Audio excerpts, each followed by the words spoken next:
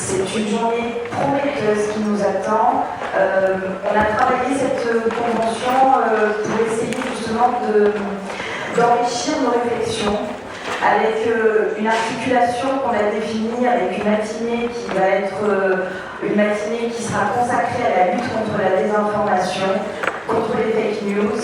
Je crois qu'effectivement aujourd'hui il est indispensable que chaque citoyen épris de justice, de vérité, puisse s'armer contre la désinformation, contre toutes ces notions aujourd'hui qui sont véhiculées, notamment à l'encontre de l'État d'Israël, qualifié d'État apartheid, d'État génocidaire. Donc cette matinée sera aujourd'hui animée par nos intervenants d'exception. Bob Azara qui nous demande d'accueillir et d'applaudir.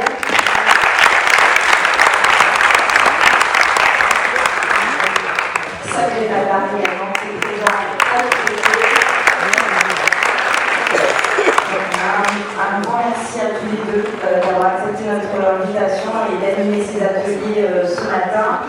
Je veux bien sûr remercier la présidente du département qui a accepté de nous accueillir pour cette convention dans un endroit prestigieux, magnifique, qui va nous permettre effectivement d'assister à cette convention riche de par ses intervenants, de par les thèmes qui ont été choisis.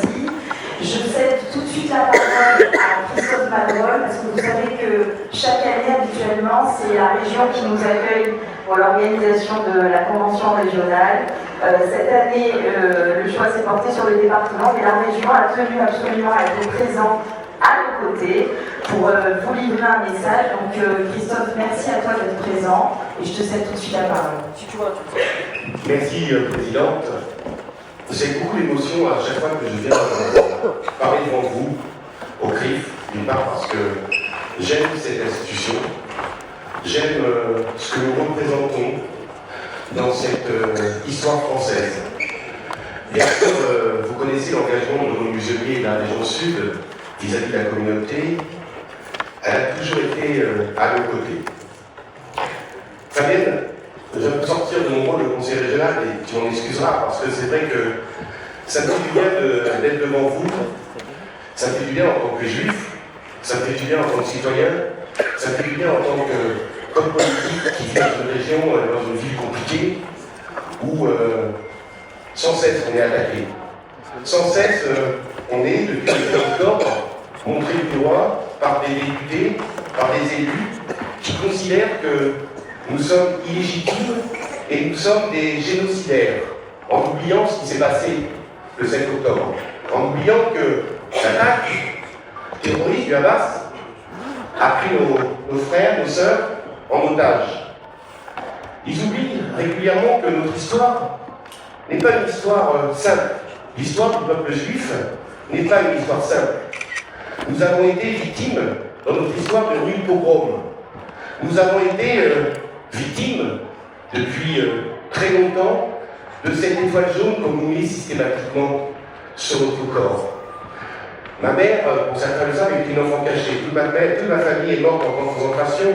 Mon grand-père et ma grand-mère ont vécu l'horreur comme beaucoup d'entre vous. Et je ne peux pas accepter, je ne peux plus me taire, je ne peux plus accepter qu'on soit systématiquement mis à l'index. Jamais je n'aurais imaginé dans ma ville de Marseille demander à mes propres filles d'enlever les voiles de David quand elles se promènent sur la Canebière. Jamais j'aurais pu imaginer que des amis que j'en connais bien, de 30 ans, 40 ans, qui ont milité avec moi pendant des années, me traitent de fasciste. Moi, qui me traite de juif, moi. Vous savez, quand je vois les sondages où plus de 20% de nos jeunes ne veulent plus fréquenter nos fils, parce qu'ils sont juifs, parce qu'on nous met encore une étiquette, on nous met encore une étoile jaune. Et ça, je ne peux plus me taire.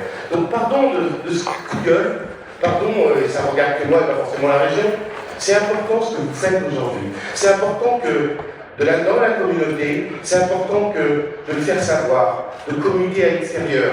Oui, nous sommes français, oui, nous sommes juifs, oui, nous sommes juifs. Et non, on peut être d'accord ou pas avec le gouvernement israélien, ce n'est pas le sujet. Nous sommes les victimes de l'attaque du 7 octobre. Et pour finir, je reprendrai la phrase de Delphine Orvilleur, quand il dit comment ça va, Moi, depuis 7 octobre, je ne vais pas bien. Je ne vais pas bien. Parce que je sais aujourd'hui qu'il y a encore mes frères et mes sœurs qui sont pris en otage. Et les victimes du 7 octobre, c'est nous et pas eux. Merci et excusez-moi.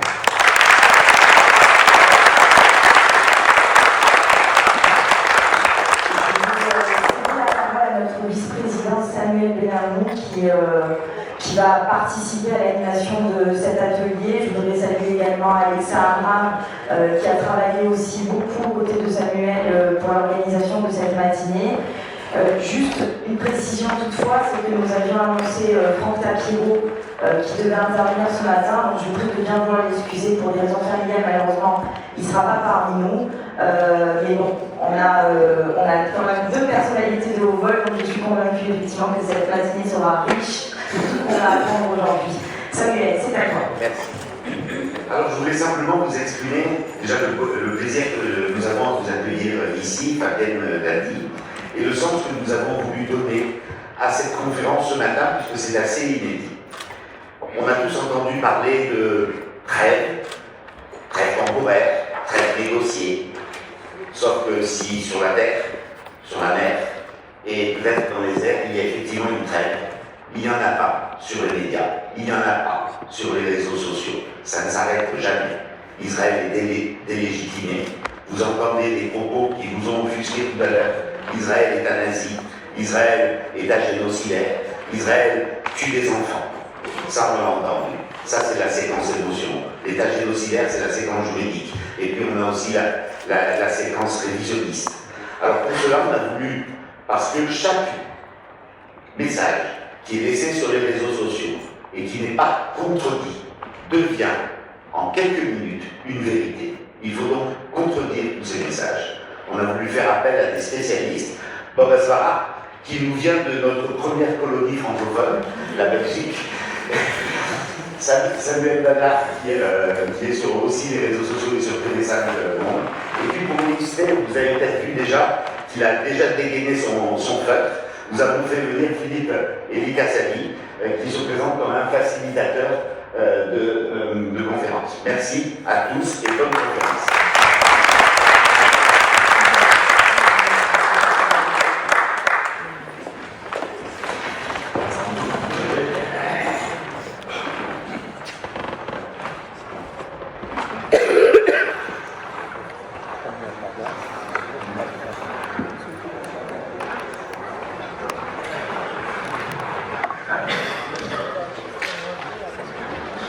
Bonjour à tous, le son est bon? Ah bah, ça a l'air d'être. Alors pour ceux qui ne me connaissent pas, je m'appelle Boris, sur les réseaux Bob Asvara. Je viens de Belgique, je crois que ça s'entend, à mon avis, à mon petit accent.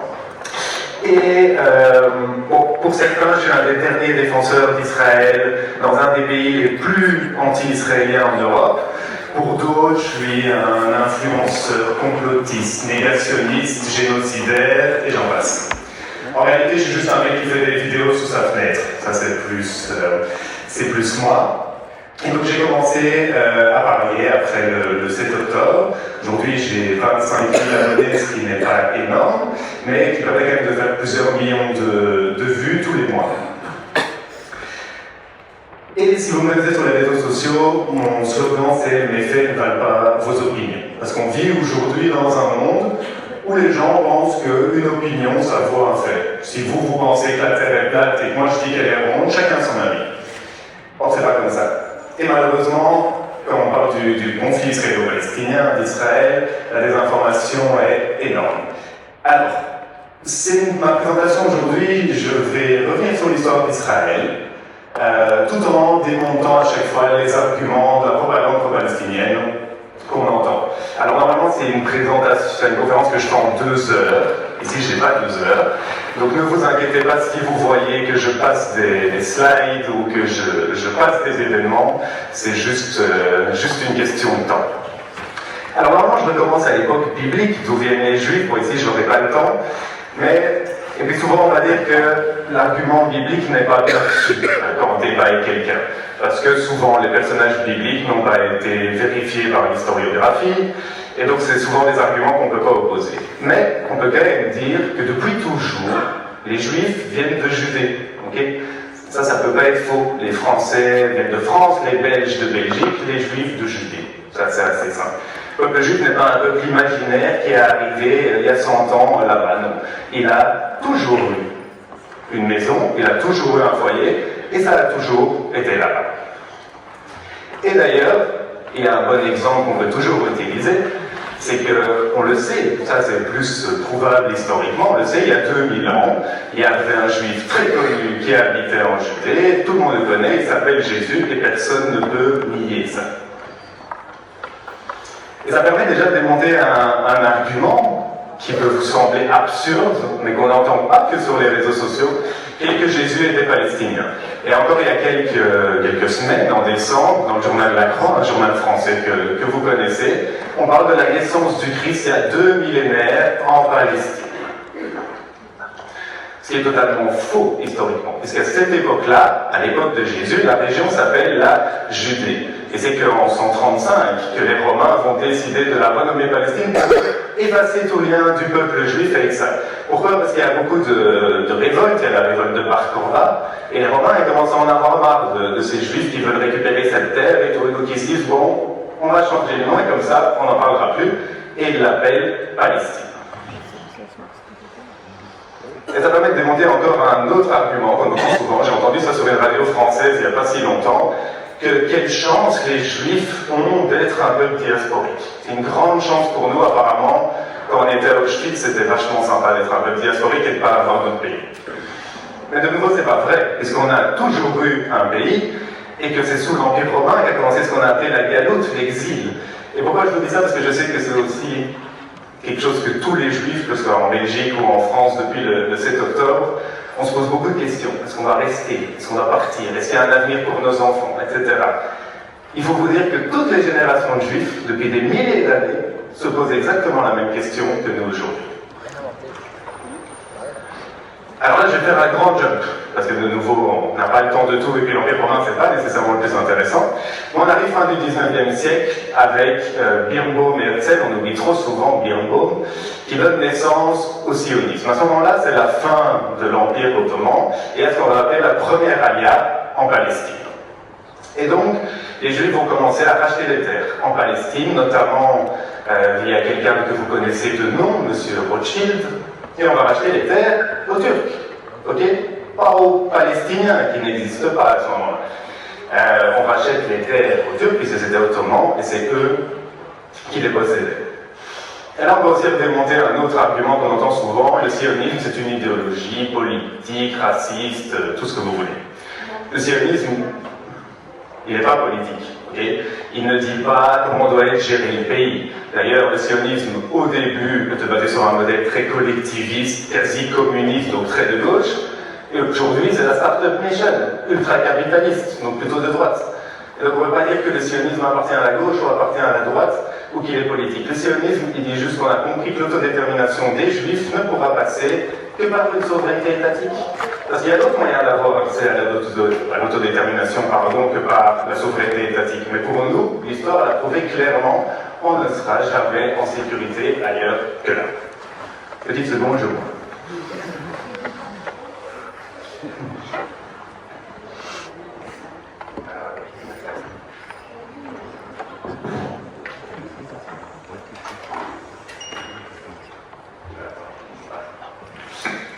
Et donc on arrive en 1917 avec la déclaration de Balfour, vous avez sûrement entendu parler, c'est 67 mots, c'est très très court, mais ça a changé tout. Pourquoi? Parce que ça va un peu, on ne va pas dire que ça a rendu le rêve d'Herzl une réalité, mais ça devient quand même quelque chose de bien plus concret. Et donc on voit surtout, il y a une phrase qui est importante dedans, c'est, ils disent l'établissement en Palestine d'un foyer national pour le peuple juif. Pourquoi cette phrase elle est importante? Parce que les Anglais vont laisser vague expressément. L'établissement en Palestine d'un foyer national pour le peuple juif, on ne sait pas avec cette phrase si c'est toute la Palestine qui doit devenir un foyer national juif, et de deux, le mot foyer national n'existe pas. Donc, est-ce que c'est un pays? On ne sait pas. Est-ce que ce sera peut-être un groupement à l'intérieur d'un pays? On ne sait pas. Et donc ils l'ont laissé expressément vague, et aujourd'hui, ça nous revient encore à cause de ça. Mais ça a été quand même une étape. Alors, voilà. Ça a été une étape importante. On arrive en 1922, et avec le soutien des Anglais, pourquoi les Anglais nous ont soutenus à ce moment-là avec la déclaration de Balfour, Première Guerre mondiale, ils avaient besoin du soutien des Juifs. Et donc c'est pour ça qu'ils vont se montrer favorables à cette idée du sionisme d'établissement en Palestine d'un foyer juif. Et en 1922, la Société des Nations, qui est l'ancêtre de l'ONU en fait, va donner le mandat de la Palestine aux Britanniques pour 25 ans. Et ça nous permet de démonter un autre argument qu'on entend souvent, qui est celui de l'apartheid. Tous les Arabes qui sont restés, qui n'ont pas fui avant la guerre d'indépendance, tous ces Arabes ont reçu la nationalité israélienne, avec tous les mêmes droits que les Juifs. Okay. Aujourd'hui, à l'époque, ils étaient quelques centaines de milliers. Aujourd'hui, ils sont 2 millions. Ils ont tous les mêmes droits. Il n'y a pas d'apartheid. Par contre, tous ceux qui ont fui et qui ont été se réfugier dans les pays voisins, au Liban, en Syrie, en Égypte, eux, ils vivent sous apartheid. Eux, ce sont des citoyens de seconde zone. Par exemple, au Liban, les Palestiniens ne peuvent pas avoir accès à la propriété, ils ne peuvent pas acheter une maison, ils n'ont pas accès à plein de professions. Eux, ils vivent vraiment comme des citoyens de seconde zone. Donc c'est de nouveau une inversion accusatoire. On nous accuse, nous, d'apartheid, alors que chez nous, les Arabes ont des droits qu'ils n'ont dans aucun autre pays. Par contre, chez eux, ils n'en ont rien à faire. Alors qu'ils arrêtent avec leur solidarité. On entendait beaucoup, par exemple, à l'époque avec le Liban, dire « Oui, mais si le Hezbollah attaquait Israël, c'est par solidarité avec nos frères palestiniens. » Bullshit. Il n'y a pas de solidarité entre les Arabes. Les Arabes ne volent pas au secours l'un de l'autre. Vous pouvez regarder sur les 100 dernières années toutes les guerres qu'il y a eu dans le monde arabe. Il y a chaque fois soit 2 belligérants, c'est-à-dire 1 contre 1, soit c'est des guerres civiles. Il n'y a jamais de coalition arabe, sauf quand Israël est impliqué. Et donc ceux qui ont fui vont devenir des réfugiés. Et l'ONU va voter une résolution qui s'appellera le droit au retour, qui dira que tous ces réfugiés un jour pourront revenir. Et ils vont créer l'UNRWA. Vous l'avez beaucoup entendu parler de l'UNRWA, ça je suis sûr. Mais c'est important que vous compreniez que dans le monde, pour les réfugiés, à l'ONU, il y a une agence qui s'occupe de tous les réfugiés du monde. Okay, il y a 70 millions de réfugiés, 70 millions de réfugiés dans le monde. C'est l'UNHCR qui s'occupe de tous ces réfugiés-là. Et puis il y a une seule agence pour juste les Palestiniens. Ils ont leur propre agence de réfugiés qui est bien mieux financée. Et surtout, il y a une grosse différence entre les deux. Pourquoi est-ce qu'ils ont fait une agence séparée? C'est parce qu'en fait, ils vont changer la définition de réfugié. C'est-à-dire que la définition d'un réfugié à l'UNRWA n'est pas la même que la définition d'un réfugié à l'UNHCR. Qu'est-ce qui change? C'est que, de manière générale, quand on est un réfugié, si par exemple on se voit offrir une nouvelle nationalité, on est bien un réfugié. C'est un des leviers principaux de l'ONU pour essayer de lutter contre les réfugiés, c'est de les faire accepter dans un autre pays. Les Palestiniens, pas. Ils peuvent recevoir une nationalité, 2 nationalités, 3 nationalités, ils seront toujours réfugiés palestiniens. Vous avez les sœurs Hadid aux États-Unis, milliardaires, elles sont réfugiées palestiniennes. Vous avez Rima Hassan qui a reçu la nationalité française, mais qui est toujours réfugiée palestinienne. Et donc ils vont changer cette définition de réfugié. Et pourquoi c'est super important? Parce que normalement, on pourrait s'attendre à 100 000 réfugiés à l'époque. Aujourd'hui, on devrait être à 0. Ils devraient être soit quasi tous morts, soit tous avoir reçu une autre nationalité. Mais comme ils transmettent ce statut de réfugié de génération en génération, peu importe ce qui se passe, ils sont passés à 6 millions. Et ça, c'est un de leurs gros objectifs et un de leurs gros buts. C'est que maintenant qu'ils sont 6 millions, et comme je vous le disais, ils vont avoir un droit au retour, s'ils reviennent en Israël, qu'est-ce qui se passe? On n'a plus de souveraineté juive en Israël. Et c'est la fin de l'État d'Israël tel qu'on le connaît. Et donc, ça peut sembler fou, mais c'est quand même très important ce qu'ils ont fait là, et c'est important aussi que vous compreniez pour pouvoir le démonter. Et donc, on doit démonter un autre argument qui est de dire le problème au Moyen-Orient, c'est qu'il n'y a pas d'État palestinien. Ça, c'est le gros problème du Moyen-Orient, c'est qu'il n'y a pas d'État palestinien. Entre 1948 et 1967, ils avaient souveraineté sur la partie qui devrait être un État palestinien aujourd'hui, et n'ont pas créé d'État. Okay? Ils n'ont pas créé d'État parce que, déjà, c'est pas du tout ce qui leur intéresse, ce qu'ils ont envie, et surtout à l'époque, le peuple palestinien n'existe pas encore. Et là, on va y venir. Alors ici, je vais un peu avancer, malheureusement. Et on arrive à la guerre de 1967. Donc, bon, il va y avoir tout entre Nasser, le président égyptien, qui va vouloir bloquer le golfe d'Aqaba, et le golfe d'Aqaba qui est très important pour Israël, pour son approvisionnement. Et donc Golda Meir, qui était première ministre à l'époque et qui rigole pas, avait dit à Nasser, si tu bloques le golfe d'Aqaba, ce sera la guerre. Et comme je dis, Golda, quand elle dit, elle le fait. Et du coup, il a bloqué le golfe d'Aqaba, et le 5 juin, tôt le matin, Israël a attaqué proactivement. Je vous le dis quand même, c'est important proactivement, parce que souvent les gens vont vous dire, c'est Israël qui a déclenché la guerre en 67. C'est faux. Il y a eu une déclaration de guerre faite avant qui était très claire. Okay, donc on a réagi proactivement, parce qu'on n'est quand même pas des idiots non plus. Et donc, Nasser, qui était à ce moment-là mégalo, croyait qu'il était vraiment le nouveau leader du monde arabe, la force et tout, il était sûr qu'il allait enfin réussir à se remettre de cette humiliation dont je vous parlais, l'humiliation 48, lui allait remettre les pendules à l'heure. Et bien en 5 jours, son rêve était terminé. Non seulement Israël n'a pas été vaincu, mais surtout Israël a pris beaucoup de territoire. Tout la Judée-Samarie, le plateau du Golan, et surtout une énorme partie du Sinaï. Et donc, nouvelle humiliation. Je reviens un peu en arrière, dans le temps. Il y a un jeune gars ici, Mohamed Abdelrahman Al-Husseini, de la même famille que notre ami le grand Moufti. Et ce jeune Égyptien, il n'arrive pas à se faire à l'idée de cette humiliation qu'ont subi les Arabes. Il ne comprend pas comment c'est possible que les Arabes, qui sont en supériorité numérique, etc., se fassent toujours bouffer par Israël. Et donc il va vraiment s'intéresser aux Juifs. Il va passer beaucoup de temps avec les Juifs, beaucoup de temps dans les synagogues, il va essayer de les comprendre, il aura beaucoup d'amis Juifs même. Il va essayer de comprendre qu'est-ce qui fait que chaque fois on les bat. Et selon lui, ce qui pige un peu, c'est de dire que c'est quand même fou, vous les Juifs, parce que il y a des Juifs religieux, il y a des Juifs laïcs, vous vous engueulez tout le temps, il y a des Juifs de gauche, les Juifs de droite, vous n'êtes jamais d'accord sur rien. On met 2 Juifs dans une pièce, on dit il y a toujours 3 opinions. Il dit c'est fou. Mais par contre, à la seconde où les Arabes vous attaquent, il n'y a plus de tout ça qui tient. Vous vous unissez contre eux, et c'est ça qui vous manque en fait. Dans la cause arabe, c'est qu'il y a plein de pays différents, chacun a son agenda, chacun a ses envies, c'est la même chose même au sein des armées, elles sont tellement divisées entre les différents corps, qu'il se dit il faut qu'on nationalise la cause. Ça peut plus être une cause arabe, il faut qu'elle soit nationalisée. Ce petit jeune gars, vous le connaissez, c'est Yasser Arafat, et il va inventer le peuple palestinien.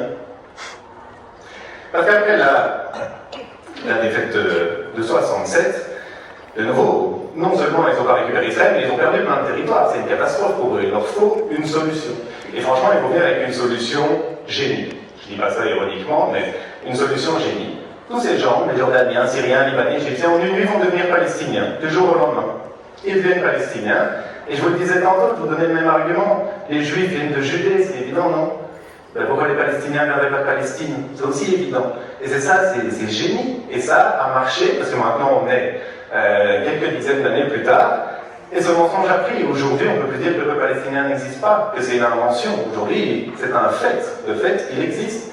Et donc ça a bien marché. Mais oui, vous le disiez encore mieux vous-même, le peuple palestinien n'existe pas. La création d'un État palestinien, c'est seulement un moyen pour continuer notre lutte contre l'État d'Israël, pour l'unité arabe. En réalité, aujourd'hui, il n'y a pas de différence entre Jordaniens, Palestiniens, Syriens et Libanais. C'est seulement pour des raisons politiques et tactiques que nous parlons aujourd'hui de l'existence d'un peuple palestinien. C'est un commandant de Yasser Arafat qui l'a dit. On va avancer un peu plus loin. On arrive en 73, il y a la guerre de Kippour. Les Arabes tentent de nouveau de récupérer les territoires. Malheureusement, cette guerre de Kippour, elle nous rappelle un petit peu le 7 octobre, où on se fait prendre le pantalon baissé, on va dire, avec quand même une grosse différence, c'est que le 7 octobre, on n'a pas eu peur très longtemps que le pays disparaisse. Par contre, en 73, ça a été très très chaud. Et donc tous les héros qui allaient fait 67, ne sont plus. Et on va accepter de faire la paix. Golda Meir va dire, je vous rends les territoires, mais il faut que vous reconnaissiez Israël. Ça a toujours été le même problème, c'est toujours le même point qu'on a aujourd'hui. Si on n'a pas la paix, c'est parce que les Arabes ne veulent pas reconnaître Israël. Et on n'a jamais rien voulu de plus. On n'a jamais voulu plus de territoire. On parle aujourd'hui, on entend le grand Israël qui devait s'installer jusqu'en Arabie Saoudite. On n'a jamais fait ça. Non, on a toujours accepté de faire la paix contre ceux qui nous connaissent. Donc Golda va faire venir Sadat à la Knesset. Elle va lui dire, tu viens, t'as pas intérêt à parler d'entité sioniste ou je sais pas quoi, sinon moi je t'envoie mes avions au Caire et je rase tout. Et tu vas venir et tu vas reconnaître Israël. Ils vont le faire. L'Égypte va récupérer ses territoires, par contre les autres vont refuser, donc Israël garde les territoires. Alors la colonisation, je ne vais pas la faire aujourd'hui, parce que c'est très long si on veut le faire bien. Je sais qu'il y a des gens qui vont pas être contents non plus après.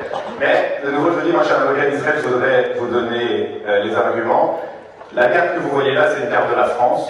Si on veut regarder la France, on est obligé de prendre une map monde, parce que vous êtes sur 4 continents. Donc, niveau colonisation, je crois qu'il n'y a pas trop de leçons à donner aux autres. Israël, c'est une décolonisation. Okay, c'est le retour d'un peuple à sa terre de toujours. C'est pas un peuple qui est parti prendre un pays qui n'a rien à voir à l'autre bout du monde pour s'en attirer les ressources. Okay, en Palestine, à part si vous aimez l'huile d'olive, le sable, enfin, il n'y a pas grand-chose, quoi. Donc, c'est pas ça, c'est vraiment le retour d'un peuple à sa terre.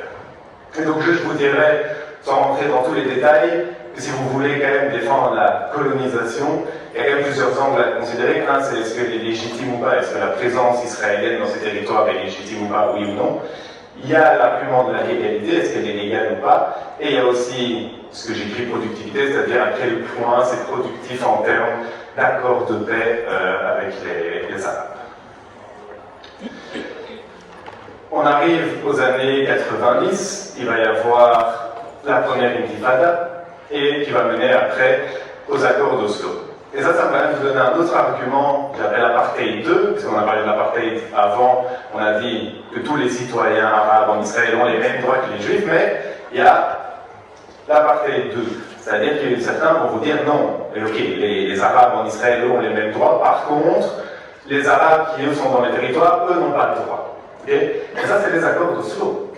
Les accords d'Oslo, les Palestiniens élisent leurs propres représentants. C'était ce qu'ils voulaient, une sorte d'autonomie. Et donc, en fait, on leur a donné ce droit d'élire leurs représentants, et maintenant, ils viennent nous dire, ah, mais apartheid. Donc, ils veulent voter pour les Palestiniens, ils veulent aussi voter en Israël, peut-être même aux États-Unis, pourquoi pas. Je veux dire, ça n'a pas de sens. Donc, les accords d'Oslo, ils ont voulu leur autonomie, ils ont élu Yasser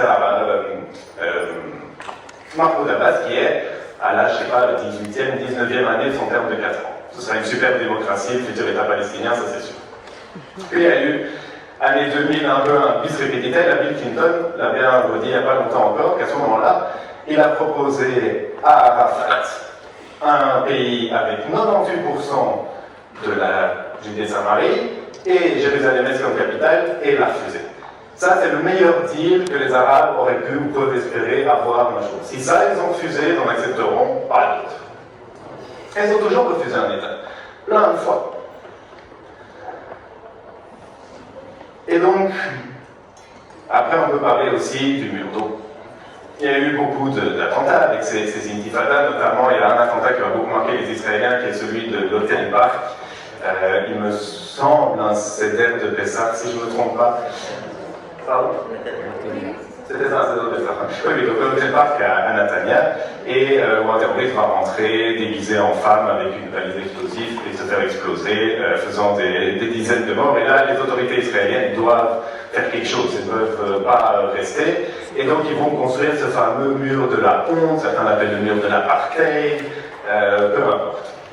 On a construit ce mur, on ne peut pas dire que ce mur il ne fonctionne pas, ok? C'est pas un outil politique pour essayer de rabaisser les Palestiniens et de les laisser vivre comme les Janons. C'est un outil sécuritaire, et depuis qu'on a construit ce mur, il y a 95% d'attentats en moins. Les chiffres, ils ne mentent pas, ok? Alors, peut-être que ce n'est pas que le mur qui a joué à cette réduction des attentats, il y a aussi la coopération, avec notamment la coopération sécuritaire avec les Palestiniens, etc. Mais quand même, c'est évident que ce mur, ça fonctionne, et c'est tout. Donc là, il y a rien à dire. Maintenant, je suis sûr que le mur, il est resté inachevé. Depuis, il y a des grands trous dans ce mur, dans cette clôture, ça semble fou, mais il y a des endroits où on peut passer comme dans du beurre. Pourquoi? Parce que le jour où on finit ce mur, on définit de fait ce qui sera la frontière d'Israël. Et cette frontière, c'est un jeu binaire, en fait. Chaque bien israélien, une perte palestinienne, chaque bien palestinien, une perte israélienne, et on se tire tous d'accord. Et donc ce mur, pour l'instant, reste inachevé. On arrive en 2005, et unilatéralement, pour donner une chance à la paix, les Israéliens vont donner Gaza. Okay? C'est-à-dire qu'on nous dit, les Européens nous disent, faites-nous confiance, faites-le, ça va amener la paix. Les Américains nous donnent des garanties. Bon, vous voyez bien, ça nous a fait une belle jambe. Première chose que les Palestiniens ont fait, c'est élire le Hamas. Et donc ça nous permet, bon, je pense que vous le savez, mais on l'entend quand même souvent, Gaza a été occupée, Gaza a été sous blocus, ce qui expliquerait, soi-disant, ce qu'ils ont fait le 7 octobre. Alors, Gaza n'est pas sous occupation, les Palestiniens ont l'autodétermination à Gaza. C'était d'ailleurs un peu le projet pilote d'une solution à 2 États. On voit bien ce que ça a donné. Et il n'y a pas de blocus. Un blocus, c'est quand rien ne rentre. Okay, à Gaza, il y a des camions qui rentrent tous les jours. Je ne parle pas nécessairement du temps de guerre, mais même en temps de guerre, mais je parle d'avant. Et surtout, on n'entend jamais ces gens-là parler de la frontière égyptienne. Personne se demande pourquoi le 7 octobre ils ont pas aussi attaqué les Égyptiens alors, puisque c'était ça apparemment qui les a amenés à commettre l'impossible. On arrive aux accords d'Abraham, nos amis Donald Trump et Netanyahou, et Israël va normaliser ses relations avec plusieurs pays arabes, on espère prochainement avec l'Arabie Saoudite. Ça permet de démonter aussi un autre argument. Les gens adorent dire sur les réseaux sociaux Israël est isolé, les gens ont compris votre petit manège, ils ne vous soutiennent plus, plus rien. Moi je pense, et après je serais peut-être ravi d'avoir l'opinion de notre ami Raphaël Jérusalemi qui est ici, mais je ne pense pas qu'Israël est isolé, à la limite, Israël n'a peut-être même pas jamais aussi bien été entouré. Parce qu'il faut quand même vous dire que la normalisation avec les pays arabes, au final, c'est avec eux qu'on doit faire la paix. On s'en fout, on ne doit pas faire la paix avec les Européens, hein, c'est avec les Arabes. Si on a la paix avec les Arabes, ça ira, et après ce sera en Europe où ça va craindre. Et donc, moi, en tout cas personnellement, je ne pense pas qu'Israël soit complètement isolé à ce niveau-là. Au contraire, on est en train de faire quelque chose qui n'a encore été jamais fait. Et on a vu que ces accords d'Abraham, ils ont quand même tenu l'épreuve de la guerre, ce qui n'était pas gagné d'avance. Je vous avoue que moi, quand il y a eu 7 octobre, je me suis dit, dans la grande tête, je me suis dit, c'est dommage pour les accords d'Abraham, ça va les foutre en l'air, c'est sûr. Mais pas du tout. Ils sont restés là. Quand il y a eu des attaques en mer Rouge, les pays arabes ont fait de nouvelles routes logistiques qu'ils ont sécurisées juste pour nous, pour qu'on puisse continuer à s'approvisionner. Quand l'Iran nous attaquait, vous avez vu qu'il y a toute une coalition qui s'est mise en place pour défendre les cieux du Moyen-Orient. Donc, voilà pour les amis.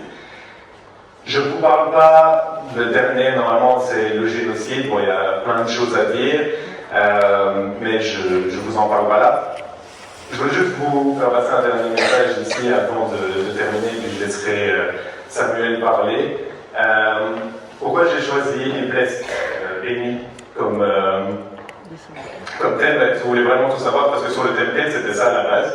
Mais franchement, je trouvais que c'était pas mal parce que, de nouveau, je sais qu'on vit une période difficile et qu'on se dit que être juif aujourd'hui, ça craint. C'est vraiment pas drôle.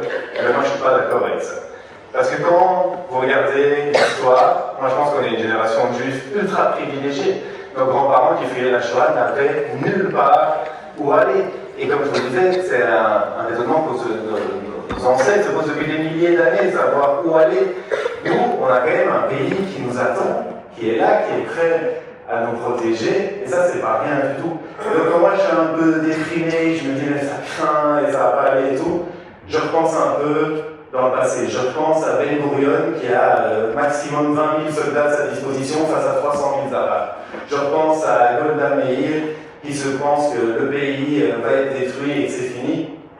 Aujourd'hui, on est plus fort que jamais, et je pense qu'on vit quand même une période où on peut se considérer, en tout cas chanceux, si on compare relativement par rapport aux autres générations. Merci beaucoup de m'avoir écouté. Bonjour à tous. Donc pour celles et ceux qui ne me connaissent pas, je m'appelle Samuel Madar. Je vais peut-être, avant de présenter ce sujet sur l'antisémitisme moderne, peut-être vous expliquer les raisons qui m'ont amené à créer ce compte qui s'appelle l'édito de Madar. Parce que ça a été un cheminement. Et je pense que c'est intéressant pour vous aussi de comprendre quel a été mon cheminement, qui est finalement aussi le cheminement de, je pense, la plupart d'entre vous. Le 7 octobre a été un traumatisme évidemment pour chacun d'entre nous. Un sentiment établi. On se sentait impuissant, incapable comment dire, on était H24, 7-7 devant les écrans de télévision et nos écrans de téléphone portable, à suivre en temps réel tout ce qui se passait en Israël. Moi, le jour où je l'ai appris, c'est marrant parce qu'on se souvient, c'est marrant, c'est curieux. On se souvient tous comme le 11 septembre du moment quand c'est arrivé. où c'est arrivé. Moi, c'était un jour où j'amenais ma fille à la danse. Et comme chaque samedi à la danse, je l'amenais, et puis je prenais un café tout seul, juste à côté pendant une heure, avant d'aller la chercher, c'était très empêchement. Et puis, je regarde sur X, Twitter, des informations, je vois tout ce qui se passe, et je suis pris d'un sentiment de panique, parce que je réalise dans la seconde que ma sœur était en Israël, dans le désert. Elle faisait une ambiance, vous savez, à l'israélienne, dans le désert, guitare, tout ça. Je ne savais pas précisément où elle était. J'ai essayé de l'appeler, je n'arrivais pas à la joindre, c'était au téléchambrette. Je l'ai fait courte, parce que finalement, tout allait bien. Elle avait réussi, pour elle en tout cas, évidemment. Elle avait réussi à se mettre à l'abri. Mais moi, je m'étais mis à pleurer tout seul dans un café. Ça faisait 10 ans que je n'avais pas versé une larme. Ça m'arrive très rarement, malheureusement. Il paraît que ça serait bien de pleurer plus souvent. Et donc, ça a créé chez moi une forme de trauma où je me sentais dans une tétanie qui m'enfonçait dans le sol. Et je me suis dit que ce n'était pas possible de rester dans cette tétanie. Il fallait que je bouge, sinon j'allais encore plus m'enfoncer. Alors, j'ai commencé à aller dans des manifestations, parce que ça me faisait du bien. Et puis on pouvait crier dans les rues de Paris, moi je suis parisien. On pouvait crier un petit peu tout ce qu'on a dans notre cœur dans les rues de Paris. Ça fait du bien de lâcher un petit peu les choses. Mais ça ne me suffisait pas. J'ai eu envie de partir en Israël, je suis parti faire du volontariat au mois de décembre 2023. Et alors, la chose qui était très, très marrante finalement, c'est que je suis arrivé en Israël avec ma femme. Premier jour à Tel Aviv, on va au resto ensemble. Et puis, on se met à discuter au restaurant de la situation en Israël, à Gaza, de l'antisémitisme, et puis on en parle à voix basse.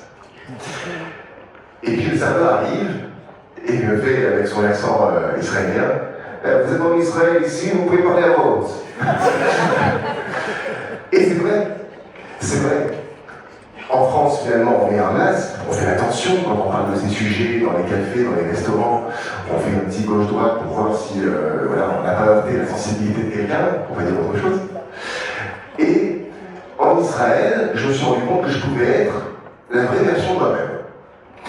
Et ça faisait du bien. Ensuite, je suis parti faire du volontariat dans un moshav qui était à la frontière de Gaza, à un peu plus de 2 km de Tragnonès, qui était vraiment le cœur névralgique de là où se passaient les actions israéliennes à ce moment-là. À tel point que ma porte de chambre s'ouvrait toute seule la nuit avec les déflagrations de bombes. Et il y a quelque chose qui m'a profondément marqué, c'est que pendant le volontariat, les personnes qui venaient traiter main forte au Jalim, au Kibbutzim, pour redorer l'économie israélienne, du moins essayer de la maintenir, qui c'était? C'était des soldats israéliens qui, sur leur temps de repos, venaient prêter main forte avant de repartir au combat à Gaza. Et nous, en France, on va se plaindre. Et on est qui? Ça m'a fait un électrochoc. Parce que je me suis dit, merde, pardon, excusez-moi, mais je me plaignais en disant ah, ça va mal, ça va mal, ça va mal. Mais non, en fait, il faut se battre, il faut agir, il faut faire des choses. Et on n'a pas le droit de juste se lamenter. On a le droit de se lamenter. Mais il ne faut pas juste se lamenter. Et en retour à Paris, je prends le taxi de l'aéroport, et le taxi me fait alors, vous êtes parti, vous êtes bronzé. Au soleil. On remet le masque. Et ça n'allait plus, j'en suis voulu de donner cette réponse. Parce que je me sentais vraiment moi-même en Israël, et en revenant en France, non, pas vraiment. Alors j'ai envie de faire plus. Je suis passé sur du militantisme. Nous vivrons, que vous devez certainement connaître ici. Ça me plaisait bien parce qu'ils avaient des actions coup de poing, notamment avec nos amis insoumis. Ça me plaisait bien d'aller un petit peu les titiller. Beaucoup d'actions avec Nous Vivrons, notamment une que j'avais organisée contre le Parti Socialiste. Vous savez que le symbole du Parti Socialiste, c'est la rose. Un bon lapsus, vous allez comprendre pourquoi. C'est la rose, et donc on avait fait une opération que j'avais lancée pour étaler les pétales de rose devant le Parti Socialiste pour leur dire qu'il était mort depuis leur alliance avec la France Insoumise pour le LFP. Et puis puis, bon, j'ai organisé aussi au Sénat le fake anniversaire de Kabilas, parce que c'est important aussi de médiatiser ce qui se passait par rapport à tout ça. Bref, l'essentiel de tout ce que je dis, c'est pas pour me la raconter. C'est juste d'expliquer que j'avais besoin d'être en mouvement. Et puis, sur mon compte Instagram personnel, je mettais souvent des petites stories sur l'actualité, avec parfois une petite approche un peu humoristique. Ça faisait rire les copains. Et puis, ils étaient partagés parfois en capture d'écran, et puis il y avait des personnes que je connaissais pas qui venaient voir sur mon compte perso. Ça va.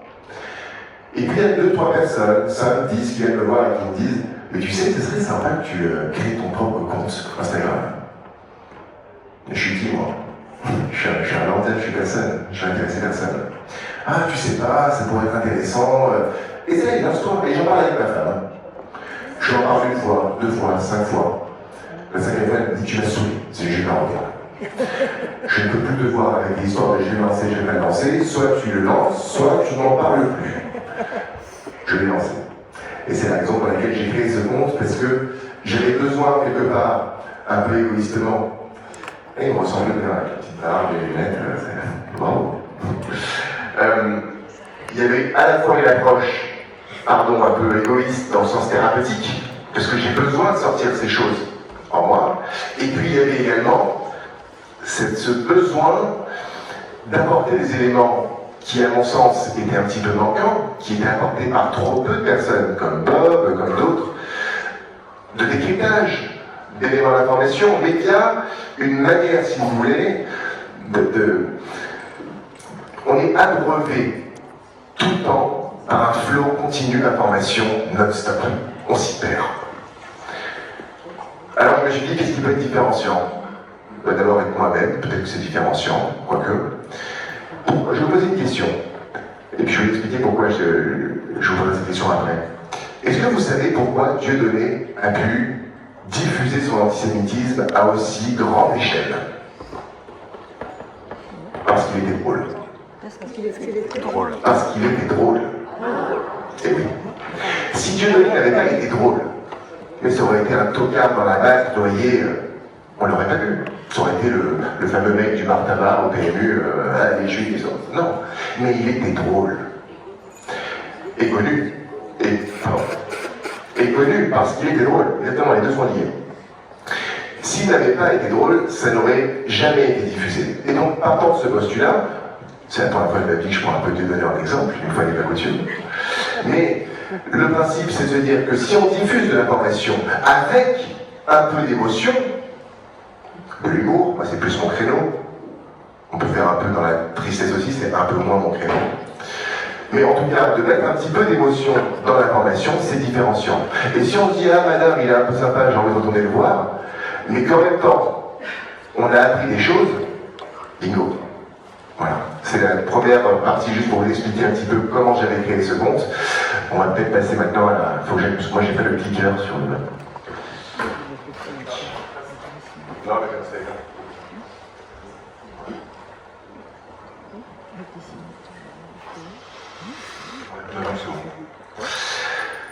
je passe. Ouais, non, je peux pas avec ça, c'est bon. Ok. Donc, là, on va essayer d'aborder l'antisémitisme moderne. Boris, vous a parlé finalement de l'histoire aussi de l'antisémitisme, et c'est essentiel de bien comprendre d'où vient l'antisémitisme dans ses origines, pour comprendre comment est-ce qu'on en est arrivé à celui d'aujourd'hui. Parce que l'antisémitisme, c'est quelque chose qui mute. Et on est confronté aujourd'hui à différentes formes d'antisémitisme moderne, et ces défis, ce sont des défis qui sont à la fois multiples et complexes. Mais avant de pouvoir rentrer dans le vif du sujet, je pense que c'est important aussi de regarder un petit peu le contexte, avec des statistiques qui posent un petit peu le décor de ce qui se passe aujourd'hui, notamment en France. Je vous ai mis un petit tableau qui révèle, voilà, un petit peu les chiffres des actes antisémites de ces dernières années, en tout cas depuis 2012 jusqu'à 2024. Et alors, vous avez remarqué deux choses en fait, enfin une chose, c'est qu'il y a deux pics d'antisémitisme. L'un, 2014-2015, et puis évidemment le deuxième, 2023-2024, que vous arrivez tous à expliquer ici. Mais le 2014-2015, pourquoi? Est-ce que vous avez une idée de pourquoi 2014-2015? Pardon? Bravo, 2015. 2015, c'est ça. Et pourquoi 2014? Bravo, l'opération Bordure Protectrice, qui avait causé pas mal de soucis pour la communauté juive en France et même à travers le monde. Qu'est-ce qu'on peut en tirer comme leçon de ce tableau avec ces explications qu'on vient de donner? C'est qu'à chaque fois que les juifs sont victimes, eh bien on va encore plus attaquer les juifs. Et c'est quelque chose qu'il faut bien comprendre parce que c'est contre nature. Si vous voyez quelqu'un dans la rue qui va se faire taper, eh ben on va pas avoir envie de le taper encore plus. Mais pour le juif, c'est différent. Il y a une question? Non, c'est pas moi, je suis déjà parlé. C'est important de bien comprendre ça parce que finalement c'est aussi le baromètre de ce qui va se passer quand on voit un petit peu ce qui se passe en Israël. On peut savoir ce qui va se passer en France pour les juifs, mais ça arrive aussi très rapidement pour ceux qui ne sont pas juifs derrière. On est vraiment le meilleur baromètre à ce niveau-là. Et puis cette statistique, c'est aussi à mettre en relief avec une autre. C'est qu'en juillet 2024, 96% des 8000 juifs européens qui avaient été interrogés par l'Agence des droits fondamentaux de l'Union européenne disaient avoir subi l'antisémitisme au cours des 12 derniers mois. Il faut bien se rendre compte de ce que ça veut dire. 96% des juifs disent avoir subi l'antisémitisme. Je pose une question ouverte. Comment c'est à Marseille? Très compliqué. Ça va, c'est très compliqué. Ce qui va m'intéresser, pardon pour le ça va, c'est plus le c'est compliqué. Pourquoi c'est compliqué? Parce qu'on entend. Donc c'est assez compliqué parce que Marseille, comme tout le monde sait, c'est un des fiefs de la France insoumise, notamment avec voilà, pour pas le nommer. Et donc disons que sur Marseille, ils sont très actifs dans le mouvement antisémite et notamment auprès de la jeunesse. Avec des antifascistes, des groupes antifascistes, tout ça, et sur l'université d'Aix-Marseille, apparemment, ils sont bien implantés, comme un peu à l'image de Sciences Po à Paris. Et donc, on voit chaque week-end des manifestations à la porte d'Aix, donc où ils sont très nombreux. Et donc tout ça en fait, et aussi ils arrivent à infiltrer des groupes de supporters donc de l'OM, notamment plusieurs, et où ils font des actions coup de poing, notamment les gros tags comme le tag Free Palestine qui avait eu à Achievement, tout ça. Qui est un très beau comité d'accueil sur les tags qui est juste à l'entrée, je pense que vous les avez vus. Oui, quand on sort du métro, tout à fait. Et donc voilà, donc, en fait, tout se mélange un petit peu entre les supporters de l'OM qui sont là, mais qui font partie également de la LFI. Et c'est très anxiogène pour les Marseillais de confession juive. Donc, bien sûr. À part si on reste un peu en dehors, qu'on évite certains quartiers, mais sinon, au quotidien,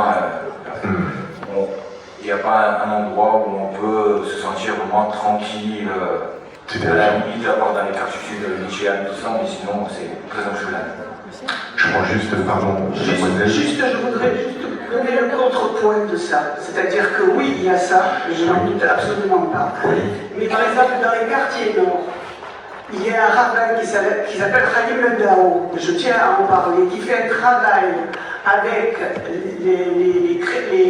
les prêtres, les imams et avec les supporters de l'OM. Il a organisé avec les supporters de l'OM, ils reviennent d'Auschwitz, ils ont emmené je ne sais pas combien d'enfants des quartiers de jeunes des quartiers nord pour visiter Auschwitz. Donc oui, il y a ça, mais il y a des choses plus silencieuses qui se passent aussi et il ne faut pas les occulter complètement. Il ne faut pas non plus les il ne faut pas quand même les occulter. Voilà, je voulais juste préciser. Oui, je prends juste la dernière remarque de la demoiselle qui est juste derrière madame, et après je vais avancer aussi. En tant que présidente de l'Union des étudiants juifs de France, nous, à l'université, on remarque qu'on est constamment rattachés à notre judaïsme. C'est-à-dire qu'on n'est pas juste des étudiants lambda qui viennent étudier et qui viennent pour s'instruire et avoir un métier. On est les juifs, les sionistes, directement, dès qu'ils savent, même si on ne le dit pas, dès qu'ils savent qu'on est juifs, ils nous posent des questions, et oui, et qu'est-ce que tu en penses de Netanyahou? Directement, en fait, ils nous stigmatisent, et on a énormément de remontées à ce niveau-là, et ça devient très dur et c'est très angoissant, en fait. Ça, c'est hyper important. C'est hyper important parce que aujourd'hui, merci beaucoup. Tu n'as pas pris une paille? Non, Ça vient. Oui, à gauche. Je voulais juste dire un petit truc pour répondre à ta question. Juste à l'entrée, en fait, j'ai qu'à voir comme quoi c'est difficile parce qu'à l'entrée du bâtiment, il y a des tags et des tags et des tags, les sionistes, cachez-vous, Free Palestine, Palestine vaincra, Amour Israël. Alors je vais vous dire quelque chose. Je vais pouvoir prendre parce qu'il faut que j'avance aussi. Mais c'est très important. On verra après, monsieur, pardonnez-moi, on va essayer d'avancer un petit peu. On verra après, s'il vous plaît, et on posera des questions. Bien sûr. En tout cas, s'il y a juste un message que je veux faire passer par rapport à tout ça, c'est que il ne faut pas avoir l'impression que les petites choses que l'on fait n'ont aucun impact et que juste répondre n'a aucun impact. Il faut arrêter, et ça c'est un message qui est très important pour moi de passer à l'ensemble des personnes aujourd'hui, c'est que pour la plupart d'entre nous, on a été éduqués dans la discrétion de la judéité. Il ne faut pas trop s'étaler dessus. Israël, on en parle entre nous. Sauf qu'aujourd'hui, on est arrivé un petit peu aux limites de cette discrétion et de cette pudeur. Et je pense qu'aujourd'hui, il ne faut plus avoir peur de dire les choses. Il ne faut plus avoir peur de gêner, d'embarrasser. Ça veut dire qu'il faut être odieux. Je pense qu'on a suffisamment de garde-fous internes et une bonne éducation ici pour se fixer des propres limites. Mais c'est important de libérer la parole, de dire les choses. J'ai été victime d'antisémitisme, je le dis. J'ai un propos qui ne m'a pas plu, je le dis. Je souffre, je ne vais pas bien, je vais le dire.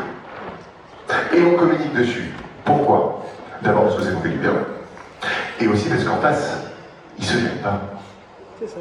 Mais ils ne se gênent pas. Donc c'est très important pour moi de vous le dire aujourd'hui, n'ayez plus peur de déranger. Il faut parler. Pas contre nous, à tout le monde. Je ne sais pas si on m'entend bien. Ok. Merci. Allez, on continue. Bon, on va aller rapidement dessus. Aujourd'hui, est-ce qu'il y a des personnes d'entre vous à main levée qui se sont fait traiter de sale juive ou sale juive? Ouais, ici.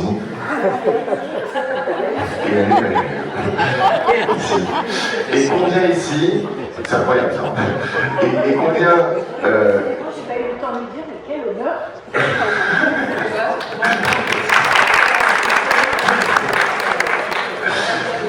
Et dans la VD ou dans les réseaux, sur les réseaux, pardon, qui s'est fait traiter de sale sioniste? Ah, il y en a plus. Il y en a plus. Et ça ne me surprend pas. Parce que c'est exactement le point que j'essaie de souligner ici. C'est qu'aujourd'hui, on ne dit plus trop sale juif. Mais sale sioniste, on va le dire. C'est le fameux cache-misère de l'antisémitisme.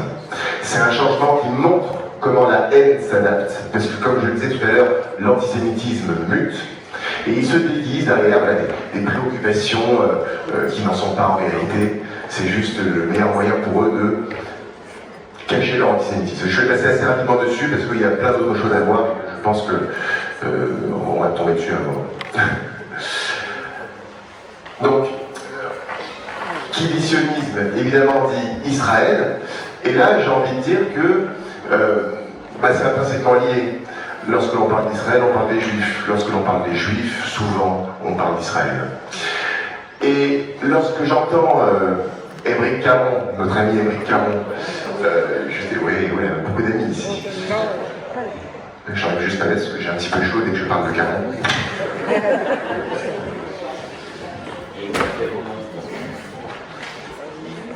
Donc, lorsque Émeric Caron et toute la France insoumise globalement se met à pleurer dès qu'on leur explique que leurs actions augmentent l'antisémitisme, mais comment vous pouvez dire ça? J'ai lutté contre l'antisémitisme toute ma vie, moi, les juifs, les moustiques, tous, toute ma vie.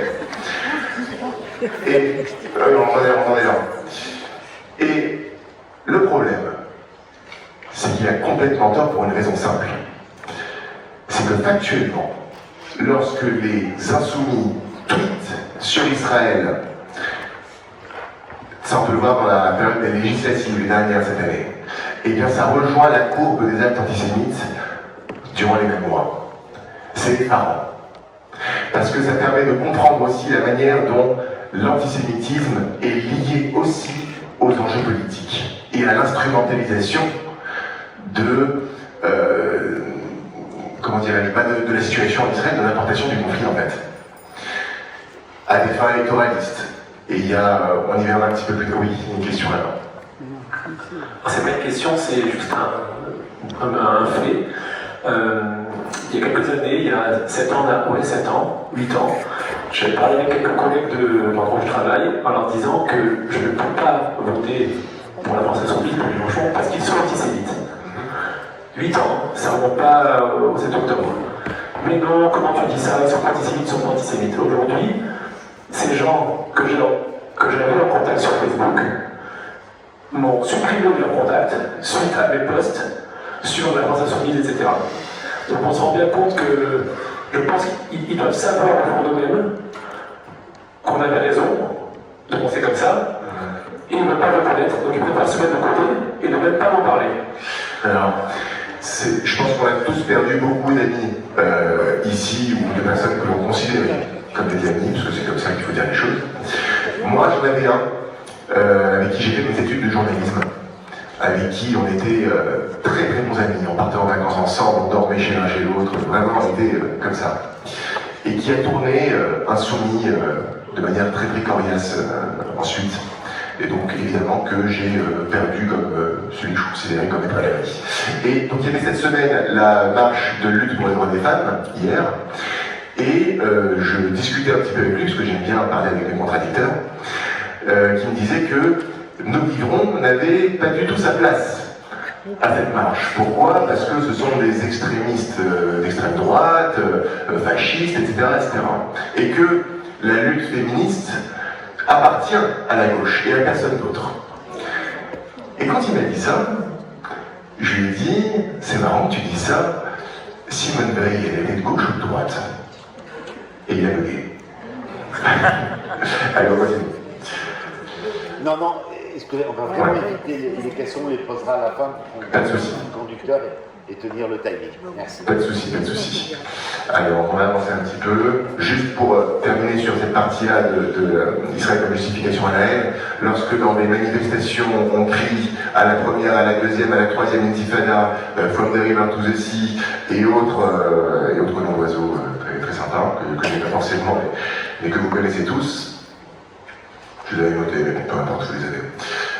Ça sert non seulement à délégitimer Israël, mais à augmenter évidemment la haine antisémite de manière non pas indirecte, mais directe. Ok, on poursuit. Là, on va passer maintenant sur les origines et les méthodes de l'antisémitisme moderne. Et là, mon ami Boris a commencé à en parler tout à l'heure, donc du rôle des frères musulmans qui ont joué un rôle clé sur la diffusion de la haine anti-juive, de la haine antisémite, à travers le monde et à travers l'Occident surtout. C'est ça qu'il faut bien comprendre, c'est que ça a été théorisé, ça a été établi. Mein Kampf a été traduit et diffusé à très très grande échelle par les frères musulmans. Et il faut bien comprendre quelque chose, c'est que cette influence des frères musulmans, elle a été théorisée et elle s'est manifestée en 5 points. Le premier point, c'est une présentation tendancieuse des faits. Un exemple, c'est Le Monde qui parle d'Hassan Nasrallah, chef charismatique, qui adore les petits pois et chante en ping-pong aussi. Voilà, on peut s'amuser, on peut tout dire dessus. Ça peut être aussi, par exemple, parler de résistance armée. Ça fait partie de ces choses-là, de présentation tendancieuse des faits. On en a tous, on le voit tous les jours. On parle du journal Le Monde, évidemment Mediapart et autres consorts s'en donnent à cœur joie pour en parler au quotidien. Ça, c'est le premier point. Le deuxième point, c'est de, j'en parlais un petit peu tout à l'heure en répondant à une question, c'est de rendre les Juifs responsables des malheurs qui leur arrivent.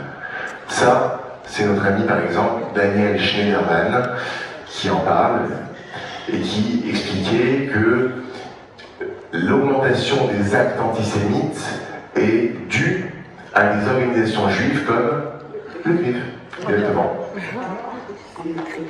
Ouais. Ça, c'est le deuxième point des frères musulmans qu'ils ont mis en place, donc rendre les Juifs responsables des malheurs qui leur arrivent, y compris évidemment en Israël. Troisième élément, c'est de diffuser aussi des caricatures antisémites. Vous connaissez Émilie Gomis, l'ex-basketteuse qui faisait partie du comité olympique qui a depuis été évincé, et pour cause, merci. Qui, voilà, sur cette caricature-là, je ne sais pas si vous la voyez bien d'ici, si c'est suffisamment grand. Voilà, il est écrit dans son tweet, on est des millions à savoir qui est au milieu de cette caricature. Donc on voit juste un imam sur un minaret qui tient la main à un prêtre au niveau du clocher d'une église, et le rabbin obscur qui cherche à les séparer à tout prix. Mais tout ça, c'est de l'antisionisme, évidemment. Le rabbin n'est qu'israélien, il n'est pas juif. Quatrième élément, ça va être de promouvoir de la littérature antisémite à haute échelle. Alors, là, je pense que vous n'arriverez pas à aider, c'est une photo que j'ai prise lorsque je suis parti à la fête de l'humanité, l'année dernière. Je suis parti là-bas, j'ai fait une vidéo d'ailleurs dessus, je ne sais pas si certains d'entre vous l'ont vu ou non. Et il faut savoir que la fête de l'humain, c'est immense. C'est 100 000 personnes, c'est comme une ville. Et au travers de cette ville, il y a une avenue, l'avenue Palestine. Et donc moi, je me suis dit, partons en Palestine. Allons-y. Et dans ces stands, on voit non pas la défense de la Palestine, ce qui pour moi aurait été somme toute logique, somme toute légitime, mais l'attaque d'Israël. Et pour moi, c'est quand même quelque chose qui me pose problème, parce qu'on peut être pro-palestinien, évidemment, et il faut soutenir les civils palestiniens. Mais il y a une différence entre soutenir les civils palestiniens que en attaquant Israël. Et c'est exactement ce qui était propagé dans toute cette avenue. Je vais essayer de zoomer pour que vous puissiez voir un petit peu le genre d'ouvrage qui pouvait... Ouais, voilà, j'ai un peu trop zoomé.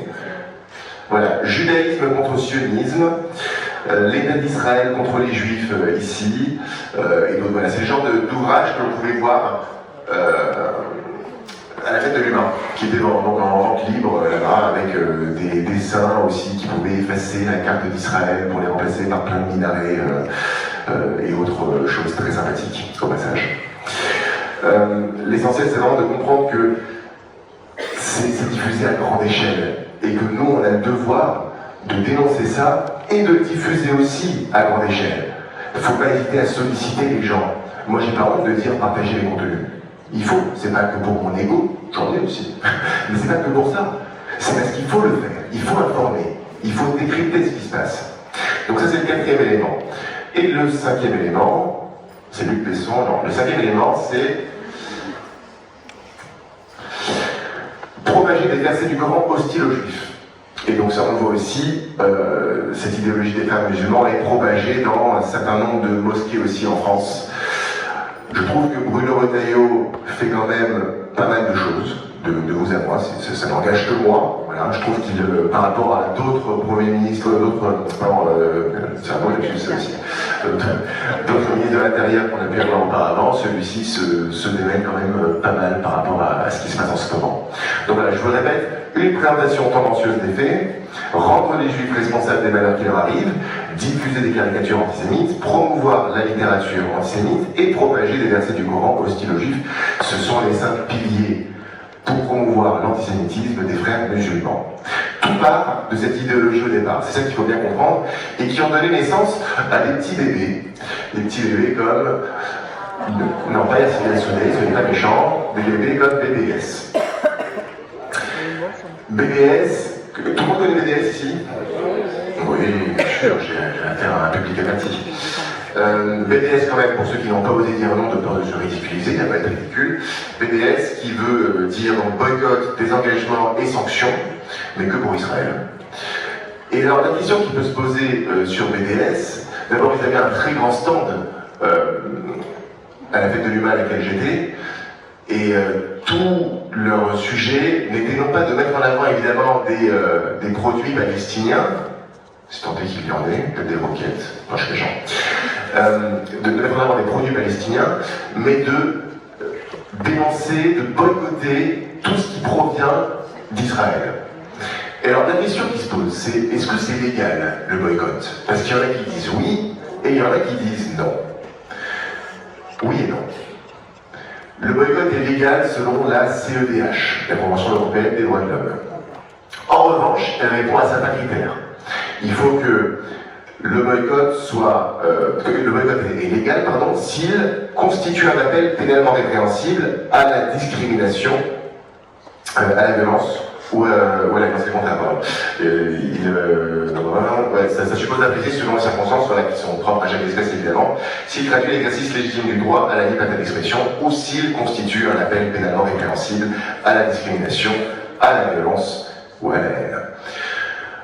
Est-ce que l'Eurovision, typiquement à boycotter, peut constituer un motif politique légitime? La réponse est non. Et c'est ça aussi qu'il faut bien essayer d'expliquer à ceux qui vous disent « Ouais, le boycott, on a le droit. » Pas complètement. Vous avez le droit sous certaines manières. Ce qui a été tranché par la CEDH, c'était sur des médicaments Teva, de mémoire. Donc ils pouvaient dire, ils ont justifié en disant ce n'est pas du boycott de dire que finalement on a choisi une autre marque de médicaments plutôt que Teva, ça ne peut pas être considéré comme une discrimination vis-à-vis d'Israël. Bon, je passe rapidement dessus parce qu'il faut qu'on avance, mais vous avez compris un petit peu l'esprit. Et on va passer maintenant à l'ingérence étrangère. Et alors, l'ingérence étrangère, également, je vais faire allusion au Qatar. Et c'est important de bien comprendre que, on parlait tout à l'heure des frères musulmans, mais il y a eu quelque chose qui est corrélé directement aux frères musulmans, c'est l'impact qu'a le Qatar sur l'Occident. Il y a un rapport du NCRI et de l'ISGAP qui nous apprend que la première source de revenus dans les universités américaines provient du Qatar. Sur 5 ans, c'était plus de 3 milliards. Mais il y a une donnée supplémentaire qu'il faut corréler à ça. C'est que partout où le Qatar a investi de l'argent dans les universités américaines, on a constaté plus 300% d'antisémitisme dans ces universités que dans n'importe quelle autre université où il n'y avait pas d'investissement du Qatar. Il faut bien le comprendre. Et qu'aujourd'hui, il y avait d'autres exemples. Par exemple, à l'université d'Oxford, Tariq Ramadan, qu'on ne présente plus, il enseignait les études contemporaines islamiques en étant rémunéré 35 000 € par mois par le Qatar. Il faut bien avoir conscience aussi que le Qatar, sous couvert de modernité, d'aller investir chez Vinci, chez LVMH, chez Tanner, chez OPG, chez Total, eh bien, il y a une idéologie mortifère qui se cache derrière. Et alors, pourquoi est-ce qu'on n'arrive pas tant que ça à combattre le Qatar? Moi, je rappelle que Emmanuel Macron a contracté 10 milliards d'euros d'investissement avec le Qatar jusqu'à 2030 l'année dernière. Alors qu'il avait dit en 2017 qu'il ferait l'impasse sur le Qatar, mais bon, comme dirait l'autre, les promesses n'empêchent que ceux qui y croient. Par exemple, vis-à-vis des États-Unis, pourquoi est-ce que les États-Unis n'arrivent pas à combattre le Qatar? Il y a une raison très simple à ça. C'est que la plus grande base américaine au Moyen-Orient se situe au Qatar. Elle peut héberger plus de 10 000 soldats. Et quand on a cet enjeu stratégique avec le Qatar, compte tenu de l'actualité, notamment au Proche-Orient aujourd'hui, eh bien, on part différemment avec le Qatar, malgré tout ce qu'ils peuvent vous représenter, malgré tout l'hébergement du Hamas, de l'aide du Hamas qu'ils peuvent apporter. Il faut bien avoir tous ces éléments aussi en tête pour comprendre tous les enjeux géostratégiques qui peuvent en découler. Et puis bien sûr, il y a évidemment la sphère géopolitique et puis il y a la sphère politique. J'en parlais un petit peu tout à l'heure, donc de la France insoumise. Et il faut comprendre aussi le but de la France Insoumise. On le connaît tous ici, obtenir un certain électorat. Mais quelles sont leurs méthodes? C'est ça qu'il faut essayer de bien comprendre aussi. Il y a d'abord cette volonté d'association de mots. Dès qu'on entend Israël, on va entendre génocide, apartheid, nettoyage ethnique, tous ces mots-là. Aujourd'hui, dans l'inconscient collectif, quand on parle de génocide, on ne pense même plus à la Shoah, on pense directement à Israël. Peu importe, on leur répète, à l'envie, en donnant toutes les raisons évidemment qu'Israël ne commet pas évidemment un génocide, et en l'expliquant et en le répétant, eux le répéteront à l'envie, systématiquement, tout le temps, jusqu'à ce que ça rentre dans la tête, et ça marche.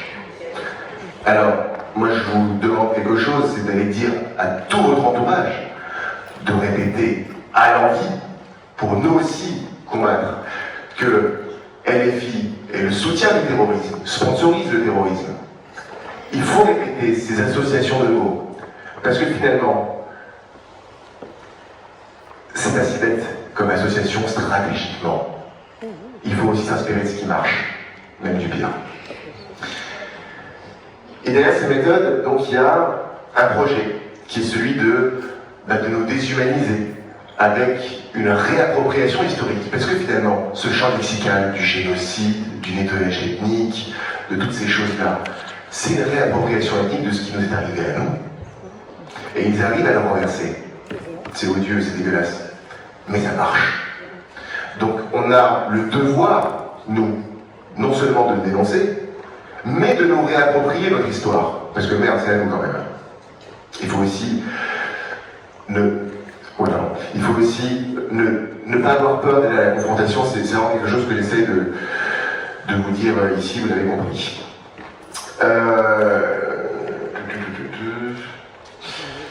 Et puis évidemment, il y a les fake news.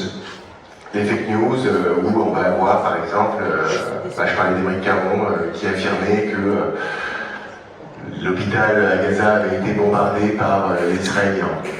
Alors qu'on a su que c'était faux, que c'était le djihad islamique qui avait envoyé une requête par erreur. Seulement, il n'a jamais fait la rectification.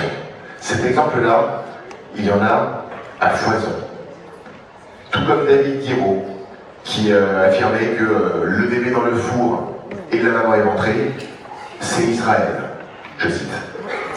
Là aussi, une fois qu'on l'a dit, ça fait beaucoup plus d'écho que lorsqu'il y a un démenti, ce qui n'arrive pas toujours d'ailleurs.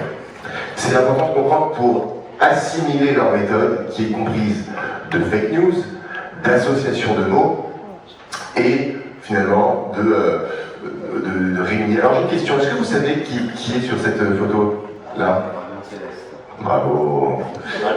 Quand on m'a posé la question, qui ne savait pas, en levant la main? Qui ne savait pas. Voilà, c'est ça qui est plus intéressant, c'est moi ceux qui ne savaient pas. C'est les dragons célestes. Les dragons célestes, je vais vous expliquer ce que c'est. Ce sont des personnages d'un manga de One Piece. Et qui sont ces personnages? Ce sont des personnages qui dominent le monde, et pas de manière sympa. Et lorsque David Guiraud a été accusé d'antisémitisme, il a répondu avec cette image. Qu'est-ce que ça veut dire? Ça correspond à ce qu'on appelle le dog whistle. Le dog whistle, c'est dire sans dire. Je vous donne un autre exemple. Lorsque Jean-Luc Mélenchon dit « l'ennemi, ce n'est pas les musulmans, c'est la finance ». Voilà, ça c'est un dog whistle. On dit sans dire.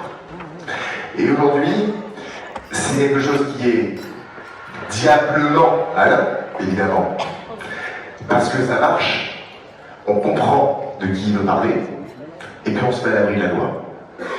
On n'a pas dit les juifs, on n'a même pas dit sionistes d'ailleurs, on a dit la finance. Ça aussi, il faut bien le comprendre, parce que c'est leur arme principale. Non, je ne parle pas des juifs, je parle de, X mots. Je vous invite à suivre le compte sur X, l'école juif, qui a répertorié tous les noms pour dire les juifs sans dire les juifs. Sur quoi? 2L, cool, juif, ouais, tu peux. on vous montrera à la fin, qui est super drôle d'ailleurs, super drôle.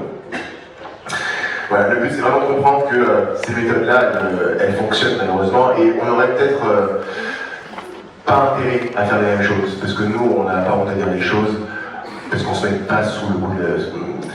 On n'est pas dans l'illégalité quand on représente les choses. On n'a pas besoin de ça.